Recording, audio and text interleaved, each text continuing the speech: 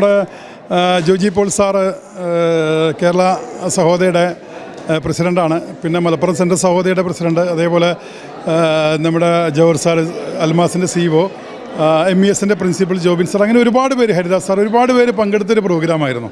അതിൻ്റെ പ്രാധാന്യം തന്നെ നിങ്ങൾക്ക് മനസ്സിലായിട്ടുണ്ടാവും. കാരണം നജീബ് കാന്തപുരം അനൗൺസ് ചെയ്യാണ്, നിങ്ങൾ ഒരു സ്കൂൾ ആവശ്യപ്പെട്ട് ഒരു ഡെമോ ചെയ്യാൻ പറഞ്ഞപ്പോൾ സാറ് പറഞ്ഞത് നിങ്ങൾ 11 സ്കൂൾ, അതിനേക്കാൾ വലിയ സന്തോഷം സ്റ്റേറ്റ് സ്കൂൾ വരെ അതിൻ്റെ പ്രാധാന്യമാണ്. അപ്പോൾ തീർച്ചയായിട്ടും CBSEയുടെ ഇപ്രാവശ്യത്തെ ഒരു കരിക്കുലായിരുന്നു CT and AI എന്ന് പറയുന്നത്. അപ്പോൾ അത് ശരിക്കും പറഞ്ഞു കഴിഞ്ഞാൽ നമുക്ക് ഏറ്റവും കൂടുതൽ ഹെൽപ്ഫുള്ളായത് സൈബർ സ്ക്വയറിനും HKയ്ക്കുമാണ്. കാരണം ഇതിൻ്റെ പ്ലാറ്റ്ഫോമിലേക്ക് മാറ്റുക എന്നുള്ളത് ഓൾറെഡി നമ്മൾ ചെയ്യുന്നതാണ്. കുട്ടികൾക്ക് ആക്ടിവിറ്റി ചെയ്ത് പോവാം. മറ്റേതാണെങ്കിൽ ഒരു ബുക്ക് പഠിക്കുന്നതിനേക്കാൾ അപ്പുറം ഈ കുട്ടിക്ക് റിസൾട്ടിലേക്ക് എങ്ങനെ എത്തുന്നു, ആ വഴികൾ എന്നുള്ളതാണ് അവർ പറയുന്നത്. അതായത് കുട്ടികളെ സ്കില്ല് ഡെവലപ്പ് ചെയ്യുക. പണ്ടത്തെ പോലെ കാണാപ്പടം പഠിക്കുന്നതിൽ കാര്യമൊന്നുമില്ല, പക്ഷെ അത് വളരെ എക്സിക്യൂട്ടീവ് നമുക്കിത് ലോഞ്ച് ചെയ്യാൻ പറ്റി. ഇന്നിപ്പോൾ നൗഫൽ സാറാണ് പറഞ്ഞു കൊണ്ടു. കാരണം ഇത് തുടങ്ങിയിട്ടാകെ ഒരു മാസമായിട്ടുള്ളൂ CBSE ഡിക്ലെയർ ചെയ്തിട്ട്. Within 1 month we proved that. നമ്മളതിൻ്റെ സൊല്യൂഷൻ ഇറക്കി. അതുപോലെ ഒരു ഗസ്റ്റ് പറഞ്ഞ കാര്യം, 8ാം ക്ലാസ്സിലും 7ാം ക്ലാസ്സിലൊക്കെ കമ്പ്യൂട്ടറിനെ കുറിച്ച് പഠിക്കുന്ന കാലത്ത് ഒരു കാലം ഉണ്ടായിരുന്നു. പക്ഷേ ഇപ്പോൾ മുമ്പൊക്കെ, അതായത് ഇപ്പോൾ നഴ്സറി സ്കൂളിൽ അല്ലെങ്കിൽ കുട്ടികളൊക്കെ പ്രൊജക്റ്റുകൾ അല്ലെങ്കിൽ മെയിലുകളൊക്കെ ഉണ്ടാക്കി ആ ഒരു കാര്യത്തിലേക്ക് വന്നു. അപ്പോൾ അതിൻ്റെ ഒരു തീർച്ചയായിട്ടും അതായത് ആ പറഞ്ഞത് വളരെ വാസ്തവമാണ്. കാരണം നമ്മൾ കമ്പ്യൂട്ടർ സയൻസിനെ ശരിക്കും പറഞ്ഞു കഴിഞ്ഞാൽ കമ്പ്യൂട്ടർ സയൻസിൻ്റെ കോർ എന്ന് പറഞ്ഞാൽ കോഡിങ്ങാണ്. ഒരു മലയാളം പോലെ നമ്മൾ എന്താണ് കമ്പ്യൂട്ടറിൻ്റെ ഉപയോഗം, ആ കാലം കഴിഞ്ഞു. നമ്മൾ അതല്ല, ഇപ്പോൾ നമ്മൾ വരുന്ന കാലം എന്ന് പറഞ്ഞാൽ കോഡിങ്ങിലൂടെ കുട്ടികൾ സ്വന്തമായിട്ട് വെബ്സൈറ്റ് ഉണ്ടാക്കുന്നു, ഗെയിം ഉണ്ടാക്കുന്നു. നിങ്ങൾ തന്നെ പല പ്രോഗ്രാമിലും കണ്ടതാണ് നമ്മളെ കുട്ടികളുടെ ആക്ടിവിറ്റീസ്. കാരണം ഇൻ്റർനാഷണൽ ദുബായ് യൂണിവേഴ്സിറ്റിയിൽ 600 കുട്ടികൾ പോയിട്ട്, കേരളത്തിൽ നിന്ന് 600 കുട്ടികൾ പോയിട്ട് പ്രൊജക്റ്റ് ചെയ്യാമെന്നൊരു ചെറിയ കാര്യമാണ്. അമേരിക്കയിലേക്ക് 12 കുട്ടികൾ പോകുക എന്നുള്ളത് ചെറിയ കാര്യമാണ്. ഇപ്രാവശ്യം അതിൻ്റെ ഔദ്യോഗികമായിട്ടുള്ള ലോഞ്ച് എന്ന് പറയുന്നത് നമ്മൾ മലേഷ്യയിലാണ്. ഒരുപാട് അവാർഡുകളൊക്കെ നമ്മൾക്ക് കഴിഞ്ഞ പ്രാവശ്യം ഈ മെൻറ്റർ അവാർഡ്, അതേപോലെ നമുക്ക് ഈ ടെക്നോളജി ഇംപ്ലിമെൻ്റ് ചെയ്യുന്നത് മീൻസ് ഞാൻ പല സ്ഥാപനങ്ങളിലും മെൻറ്ററും കൂടിയാണ്. കാരണം ടെക്നോളജിയിൽ നമുക്ക് 2004-03 അക്ഷയ സ്റ്റാർട്ട് ചെയ്ത ടൈമിൽ അതിൽ തുടക്കാവാൻ പറ്റി.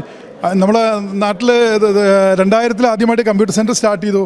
അത് കഴിഞ്ഞ് ITIT സ്കൂളിൻ്റെ ഭാഗമായി. അതേപോലെ ആദ്യമായിട്ട് നമ്മൾ ഈ പറഞ്ഞ പോലെ ഇൻട്രാക്റ്റീവ് CD കുട്ടികളിലേക്ക് എത്തിക്കും. ഒരു പറഞ്ഞ ടെക്നോളജി തന്നെ ടൈം ടേബിൾ സോഫ്റ്റ്വെയർ, ഏതൊരു ടെക്നോളജിയുടെ ഒപ്പം HK ഉണ്ട് എന്നുള്ളതാണ്. നമുക്കൊരു ടെക്നോളജി ഉണ്ടെങ്കിൽ നമ്മൾ അതിൻ്റെ ഒപ്പം തന്നെ സഞ്ചരിക്കുക, മാറ്റങ്ങൾക്ക് വിധേയമാവുക എന്നുള്ളതാണ് അതിൽ ഏറ്റവും വലിയൊരു കാര്യമുള്ളത്.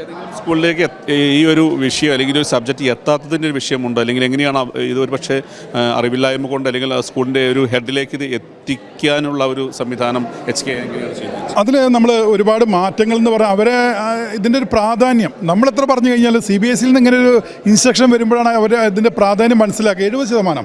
പക്ഷേ ബാക്കി 30% എന്താണ് പുതിയ, എൻ്റെ സ്കൂൾ നന്നാവാൻ ഞാൻ എന്തൊക്കെ ചെയ്യണം. ഈ പറഞ്ഞ ജോജി സാറ്, ജവഹർ സാറ്, കാരണം ഇവരൊക്കെ പറയുന്നത് ഞങ്ങളുടെ അടുത്ത ലെവലിലേക്ക് പോകാൻ അതിലേറ്റവും കൂടുതൽ ടെക്നോളജി ഉപയോഗിക്കുന്നത് ടെക്നോളജി തന്നെ. കാരണം കോവിഡ് ഏറ്റവും വലിയ ഉദാഹരണമാണ്. കോവിഡ് വന്ന സമയത്ത് പല സ്കൂൾ എന്താ ചെയ്യേണ്ടതെന്ന് അറിയില്ല. അന്ന് സൊല്യൂഷനായി വന്ന ടെക്നോളജി, ഓൺലൈൻ എഡ്യൂക്കേഷനാണ്. നമ്മൾ പണ്ട് പറഞ്ഞ പോലെ തന്നെ.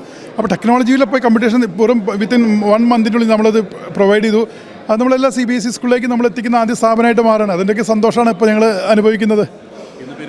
നമുക്കറിയാം ഒഫീഷ്യൽ ലോഞ്ചിങ് ആയിരുന്നു. സോ ഇനിയുള്ള ദിവസങ്ങളിലൂടെ അല്ലെങ്കിൽ ഇനിയുള്ള കാര്യങ്ങൾ എങ്ങനെയാണ്?